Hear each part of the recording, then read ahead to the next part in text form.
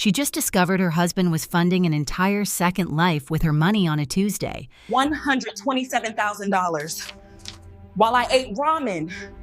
Where's your money, Chidi? You stole from me.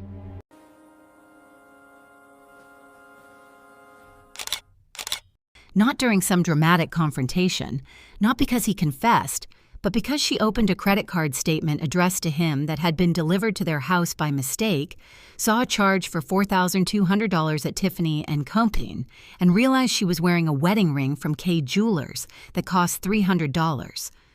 That's when she started looking, really looking, at the man she'd been married to for 7 years, at the numbers that never added up, at the excuses that sounded reasonable until you wrote them all down and saw the pattern.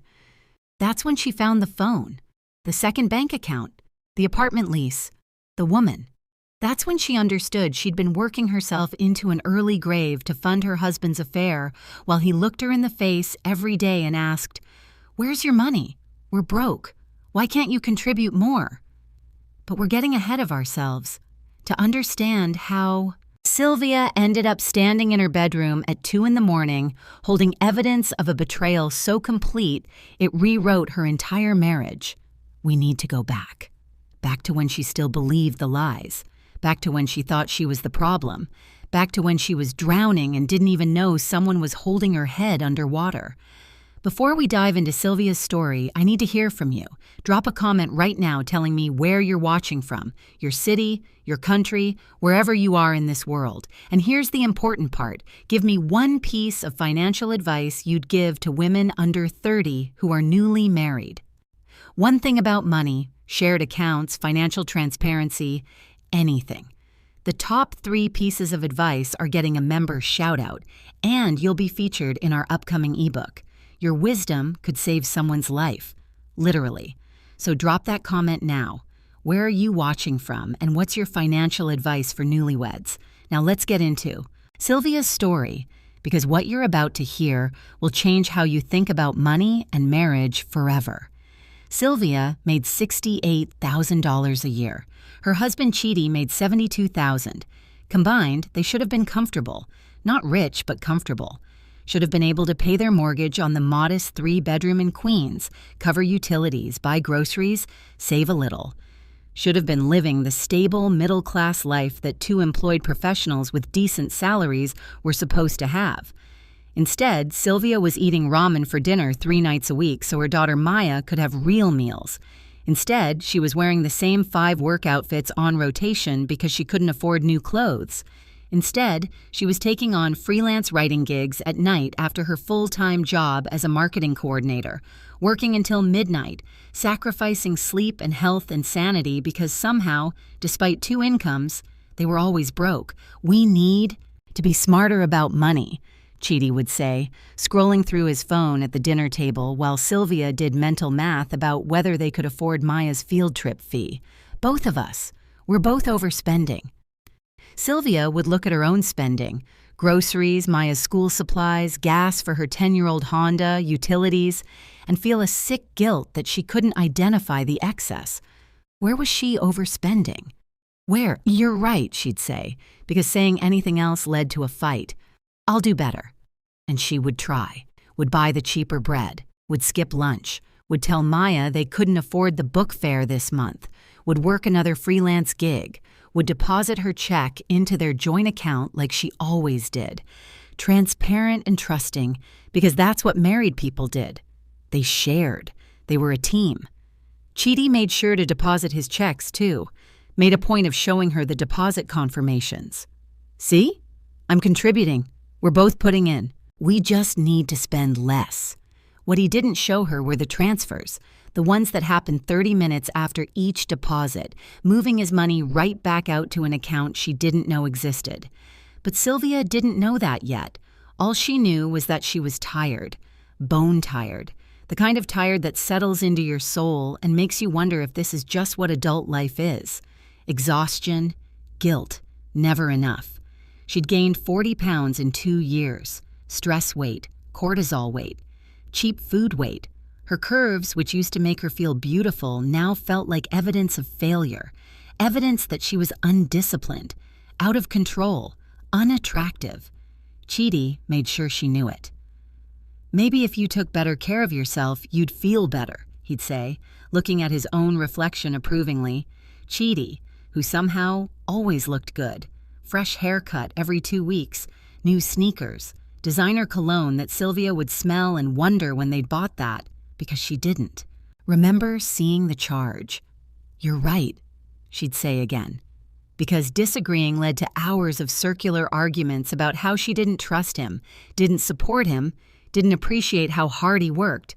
So she said he was right, and she worked harder, and she got more tired, and the money never stretched far enough. Park Jin-woo noticed Sylvia was falling apart in October.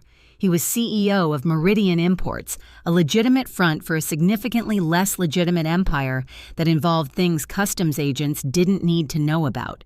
Sylvia had worked in his marketing department for 3 years, and in that time, he'd watched her go from vibrant and sharp to a shell running on fumes. She'd been excellent once, creative, fast, the kind of employee who anticipated problems and solved them before they became fires. Lately, she was making mistakes, missing deadlines, looking exhausted in meetings, wearing the same rotation of clothes that were getting looser and then tighter as her weight fluctuated with stress. Park didn't generally involve himself in employees' personal lives. He had a business to run and problems that involved much higher stakes than marketing coordinators having a rough year. But Sylvia was different, had been since the day she'd corrected his grammar in a presentation deck, politely, privately, but firmly. And when he'd raised an eyebrow, she'd met his eyes and said, "You hired me to make the company look professional. That includes making sure the CEO's presentations don't have typos. If you don't want me to do my job, say so." He'd liked her immediately, respected her, had promoted her twice since then. And now she was dying in slow motion, and Park was Korean enough to recognize when someone was being destroyed by obligations they couldn't talk about. He called her into his office on a Friday, late afternoon. Everyone else had left for the weekend. "Sit," he said. She sat, perched on the edge of the chair like she was ready to bolt. Dark circles under her eyes, weight loss that looked unhealthy, hands that trembled slightly when she placed them in her lap. "Are you safe at home?" he asked. The question clearly startled her. What?" "Safe. At home. Simple question." "I'm fine." "That's not what I asked." She looked away. "I'm just tired. Working a lot. It's fine." "You're working a freelance job on top of full-time here. How did you—" "I notice things. It's my job." He leaned back. "Why do you need extra money? You make decent salary here. Your husband works. Why are you exhausted?" "We have expenses. It's just, life is expensive. We're managing." "Sylvia." His voice was quiet, firm. "I've seen this before. Someone working themselves to death because money disappears and they can't figure out why. Usually there's a reason. Usually it's not their fault." She was quiet for a long moment. Then, quietly, "He says we're both overspending, that we both need to be more careful. And he's right. I probably am spending too much without realizing. Do you have access to all your accounts? We have a joint account. We're married. We share. Does he have other accounts?" I don't know. I've never thought about it. Why would he?" Park didn't answer directly, just said, "Maybe you should think about it." She couldn't stop thinking about it. The question sat in her mind like a splinter. Does he have other accounts? Why would he? They were married. They shared money.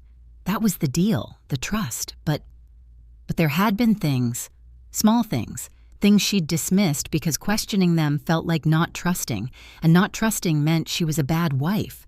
The new clothes that appeared in his closet. "I got a discount. It was on sale. I've had this. The haircut that cost $90. I needed to look professional." "You want me to look like a slob?" The cologne she'd never seen purchased. "My mom gave it to me for my birthday." His birthday had been 4 months ago, the way he always had cash but somehow never contributed to groceries. "I need cash for work expenses. You know that." The receipts he showed her that never quite matched the charges on their account. "You're misremembering." You're confused. Why are you accusing me? The way he always asked where her money was but never showed her where his went. She started paying attention, really paying attention. Started noticing that when bills were late, it was always after she'd given him money to pay them. Started noticing that he always looked freshly groomed and well-dressed while she wore the same clothes for years. Started noticing that he bought lunch out every day while she packed pee to save money. Started noticing that his phone had a passcode she didn't know, that he took calls in another room, that he was at work more evenings than made sense for his job, that he came home smelling like perfume and said it was from a coworker who'd hugged him. Started noticing that when she asked questions, he always turned it around, made it about her insecurity, her trust issues, her inability to appreciate his efforts. Started noticing that she felt crazy all the time. By November, she was barely sleeping, working 2 jobs, watching their bank account, watching him. And then the credit card statement arrived. Stop the story for a second. I need you to understand something crucial. What Sylvia is experiencing is called financial abuse, and it's one of the most common and least recognized forms of domestic abuse. Here's how it works. The abuser controls money while making the victim think they're the problem. They gaslight about spending. They hide accounts. They create deliberate confusion so the victim can't track where money goes.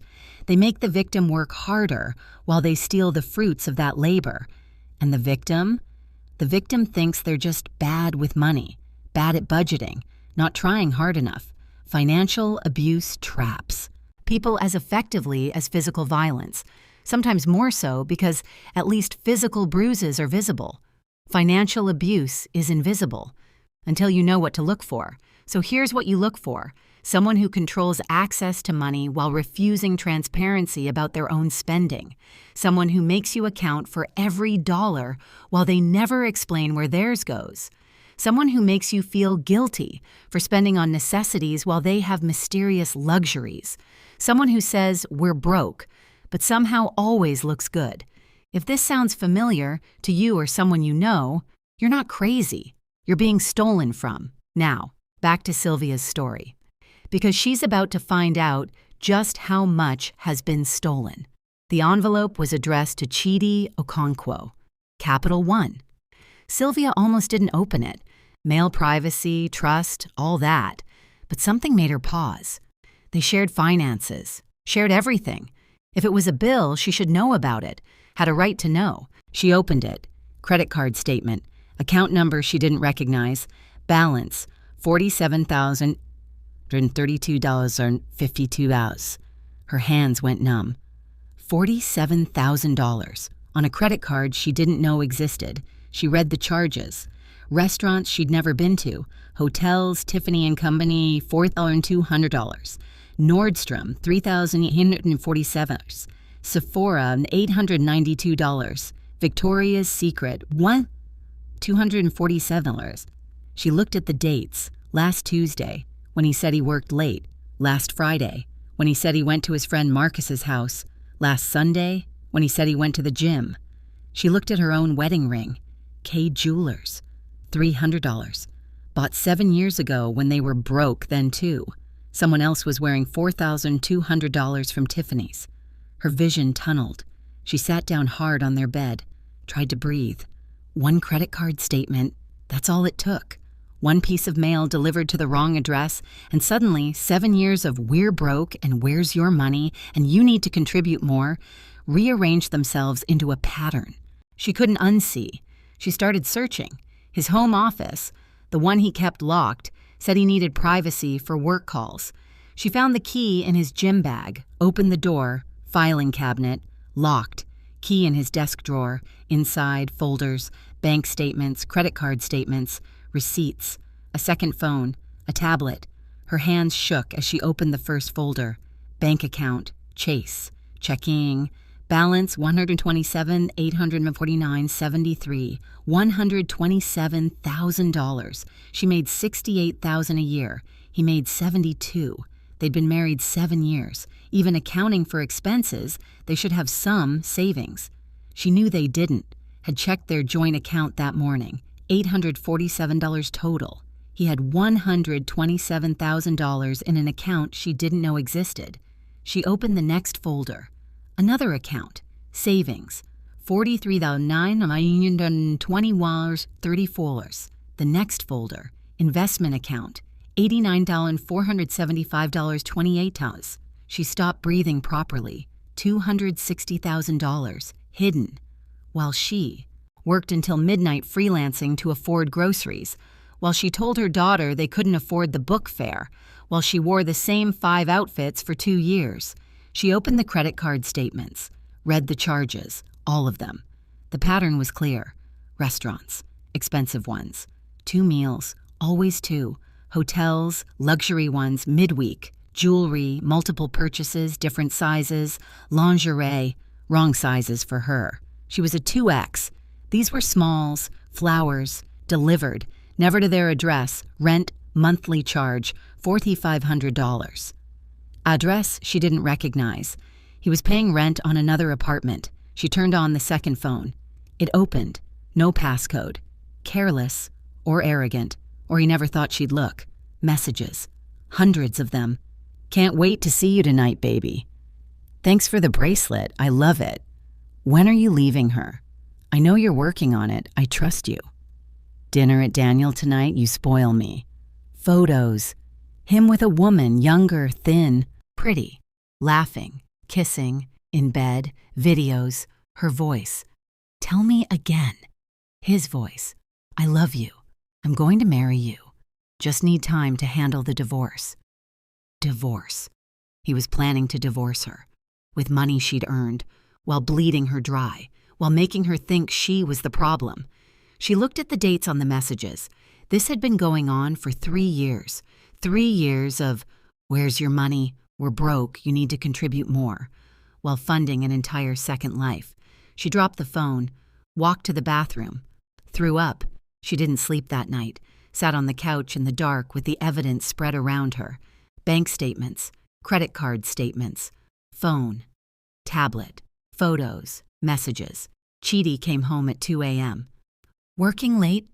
Smelling like perfume. Saw her sitting there, saw the papers. His face did something, shifted, calculated, decided on a strategy. What are you doing going through my private things? Not an apology, not an explanation, an accusation, making her the villain for discovering his crimes. You have $250,000. Her voice sounded dead. Well, I work 2 jobs while we're broke. That's my money from before we were married. Savings, investments, none of your business. We've been married 7 years. You've been taking my money, our money, and hiding yours. I haven't taken anything. You spend too much. That's not my fault. You're paying rent on another apartment. His jaw tightened. That's for work, client meetings. You wouldn't understand. You're fucking someone else. Silence, then. You drove me to it. Look at you. You've let yourself go, working all the time, no time for me. What did you expect? She stared at him, at this man she'd married, had children with, had trusted with everything. Get out, she said quietly. This is my house. That I paid for, with the mortgage that comes out of the joint account, that I fund, because you take your paycheck and hide it. Get out. You can't kick me out of my own house. She stood, walked to the kitchen, grabbed the largest knife, walked back, didn't point it at him, just held it. Call the police if you want. Show them the evidence while you're at it. The hidden accounts, the affair, the financial abuse. See how that goes for you. Or get out now, your choice. He looked at her, at the knife, at the evidence, at the woman he'd underestimated. He left. She locked the door, sat back down, started crying, couldn't stop. Monday morning, she went to work, hadn't slept, hadn't eaten, looked like death, made it to her desk, opened her laptop, stared at the screen without seeing it. Park appeared at her cubicle. My office, now. She followed, numb, automated. He closed the door. What happened? I'm fine. You look like you haven't slept in a week. Try again. Personal problems. I'll handle it. Sylvia. His voice was gentle, firm. What happened? She broke. Told him everything. The credit card statement, the accounts, the money, the affair, the apartment. 3 years of lies, 7 years of bleeding her dry while she thought she was the problem. Talked for 20 minutes. Cried through most of it. Felt pathetic. Felt stupid. Felt like she should apologize for taking his time. When she finished, Park was quiet for a moment. His face was calm. His eyes were ice. "Do you have copies of the evidence?" "Photos on my phone, and the originals hidden." "Good. Don't tell him where. Don't give them back." He pulled out his phone, made a call. "I need a lawyer. Family law, divorce, financial fraud, best one you know. Yes, now." Hung up. Looked at her.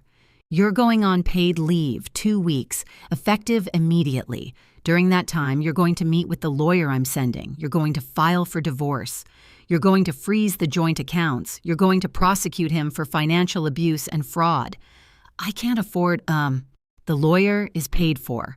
Retainer covered. You focus on getting free. I'll handle the cost." "Why are you—" "Because I watched my mother live like this. Watched her work herself to death while my father funded his mistress. Watched her apologize for not being enough. She died at 53. Heart attack, from stress, from exhaustion, from thinking she was the problem." His voice was controlled, cold. "I was 14. I swore I'd never watch it happen again and do nothing. So I'm doing something. Take the help, use it, get free." The lawyer Park sent was named Jennifer Cho, 50 years old, shark eyes, reputation for destroying lying husbands in court. She looked at Sylvia's evidence, smiled. It wasn't a nice smile. "This is the easiest case I've handled in years. He's an idiot. Left a paper trail, multiple accounts, provable affair, provable financial abuse. You're going to get everything. I just want out. You're getting both, out and everything. He doesn't get to steal from you for 7 years and walk away comfortable. We're going scorched earth." They filed on Wednesday. Divorce. With attachments, bank statements, credit card statements, screenshots, photos, emails, messages. A forensic accountant's preliminary report showing systematic financial fraud. And a motion to freeze all accounts, joint and separate. Pending investigation of marital asset dissipation. Chidi's accounts froze Thursday morning. All of them. The $250,000 he'd hidden. Locked, inaccessible. He called Sylvia 97 times. She didn't answer. He showed up at the house. She'd changed the locks. He stood outside screaming that she couldn't do this. It was illegal. He'd call the police. She opened the window. "Call them. I'll show them the evidence. Your choice." He didn't call. The mistress was named Kimberly, 26, Instagram model, aspirational lifestyle content, designer bags and brunch photos and captions about being blessed. All funded by Chidi. All funded by Sylvia's money. Jennifer Cho sent Kimberly a message. Professional, factual, included copies of the bank statements showing where her lifestyle came from, included a wedding photo of Chidi and Sylvia, included the divorce filing citing adultery. Kimberly responded in 3 hours, called Chidi, screaming. He told her he was single, told her he was a successful investor, told her they'd get married soon. She dumped him via Instagram story, posted the bank statements, tagged him, called him a liar and a user. Her followers, 40,000 of them, descended. His phone blew up. Friends, family, coworkers, everyone asking if it was true. He tried to deny it, but Kimberly had receipts, and Sylvia had more. His job found out Friday. Corporate policy prohibited financial impropriety that could damage the company's reputation. They put him on administrative leave pending investigation. The investigation found that he'd been using company cards for personal expenses, embezzlement, small amounts, but consistent, for 3 years. They fired him Monday, with cause, no severance, and referred the case to prosecutors. The divorce took 4 months, not because it was complicated, because Jennifer Cho made it punishing. She froze everything, made him provide accounting for every dollar, deposed him, made him explain under oath where $260,000 came from when he claimed to have been broke, made him explain the apartment, the girlfriend, the lies, made him sit there while Sylvia's forensic accountant showed the court exactly how he'd systematically stolen from their joint account, hidden his income, and gaslit his wife into poverty. The judge was a woman, 60 years old. She looked at the evidence, looked at Chidi. Her face showed exactly what she thought of him.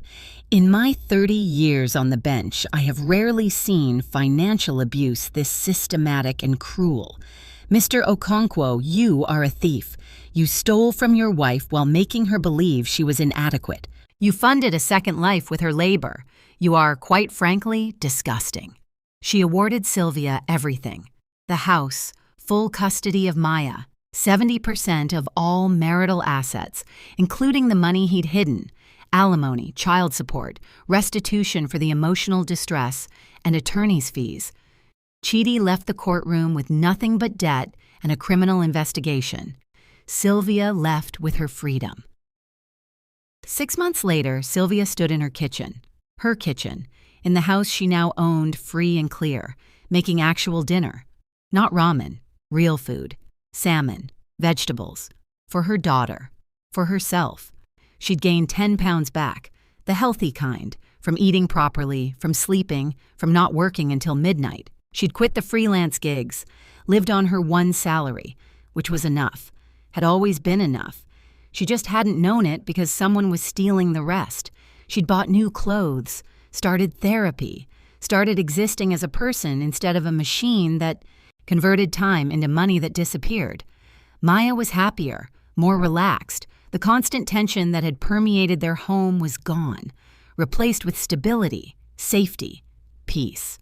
There was a knock at the door. Sylvia opened it. Park Jin-woo stood there, holding flowers, looking uncertain for the first time since she'd known him. "I'm sorry for showing up unannounced," he said, "but I wanted to bring these and to ask if you'd have dinner with me.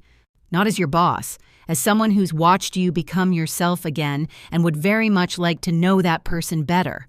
She looked at him, at this man who'd intervened when he didn't have to, who'd paid for lawyers, who'd given her the tools to get free. "You've already paid for enough," she said. "I can buy my own dinner." "I wasn't offering to pay. I was offering company, equal partners, separate checks if you want. He paused. "I just would like to spend time with you, if you'd like that too." She smiled. First real smile in years. "I'd like that, but not tonight. Tonight I'm having dinner with my daughter. Ask me again next week." "Next week," he agreed. "I'll call first." "Good, because I don't like surprises anymore." "Noted." He left. Sylvia closed the door, went back to her kitchen, to her daughter, to her life, the one that was finally, completely only hers. A year later, Sylvia sat in the audience of a financial literacy seminar for women. She'd been invited to speak, to tell her story. She stood at the podium, looked at the faces, saw herself in every one, the tiredness, the guilt, the confusion. "I'm going to tell you something I wish someone had told me 7 years ago," she began. "If you're married and your spouse has access to money you can't see, you're not married to a partner, you're married to a thief." Silence. Attention. Every woman leaning forward. Financial transparency isn't optional. It's not "I trust you so I don't need to check." Trust and verify. If someone resists showing you their accounts, their spending, their contributions, that's not privacy. That's concealment, and concealment is theft. She told them about the credit card statement, the hidden accounts, the $250,000, the affair, the gaslighting, the years she spent thinking she was the problem. "I'm not telling you this to scare you. I'm telling you so you'll recognize the pattern, so you'll ask questions, so you'll demand transparency, so you won't spend 7 years working yourself into the ground while someone steals your life." After the seminar, women lined up to talk to her, to thank her, to tell their own stories, to ask advice. Park waited at the back of the room, patient. When the last woman left, he approached. "You were amazing," he said. "I was angry." Anger used productively is powerful. She smiled, took his hand. "Come on, Maya's waiting. We have dinner reservations." "The 3 of us? Is that a problem?" Not even a little. They walked out together, into the evening, into the life Sylvia had built from the ashes of the one that had been stolen, into a future where she knew what she was worth and refused to accept anything less. The bill for Chidi's crimes hadn't finished coming due. He'd served 2 years for embezzlement, would leave prison broke, blacklisted, and alone. Meanwhile, Sylvia had her daughter, her house, her career, her self-respect, and someone who valued her as an equal, not an ATM. She'd asked Park once why he'd helped her, really helped, with money and lawyers and time, when she was just an employee. He'd looked at her and said, "Because you deserved someone who saw you being destroyed and decided to hand you tools instead of watching you drown. And because I wanted to be the kind of man who does that. It was as much for me as for you." "That's honest," she'd said. "You've had enough lies." "Figured you'd appreciate honesty." She had. She did. Every day. And every day she looked at her life, her real life, the one she controlled, the one nobody could take, and remembered that she'd built it from nothing, from discovery, from fury, from refusing to be gaslit into believing she was the problem. She wasn't the problem. She never had been. She was the solution, and that made all the difference.